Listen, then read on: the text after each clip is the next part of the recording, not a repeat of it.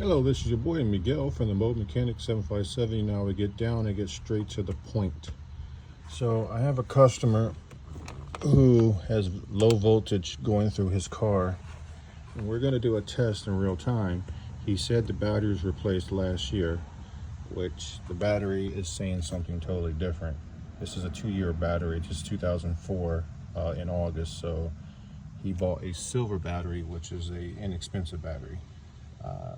Kind of get what you pay for. But what I'm saying is, he said last year, he might have meant the year before last, because this is 11/22. The battery surface charge is very low. The terminals were actually completely loose, and I had to tighten up both of them. So we're going to test this, and this will be in the description of the video. So we're going to test the battery. The cranking amps is 840. And this has a reserve capacity of 140 minutes, just in case your alternator craps out on you. A lot of people don't understand what that means. This is how many cold cranking amps you have. This is the reserve time. And then this right here is the size of the battery that actually fits in this vehicle. So we're going to test this live.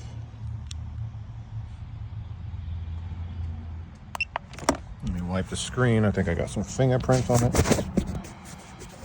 Bada boom, bada bing. All right, we're going to press enter. Press enter again. We're at 840. And this says good, just needs to be retested. Recharged. Which will make sense on this particular battery. Hasn't been, the terminals weren't put on correctly, so it's never been charging correctly at all. So there we go. Speaks for itself. So first things first, we need to change the battery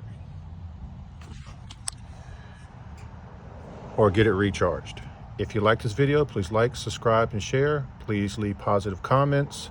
And also, if you have any tools or software you like our company to use, and we'll give you a live shout out when we make the video using whatever it is, like we've been doing in everybody else. Thank you.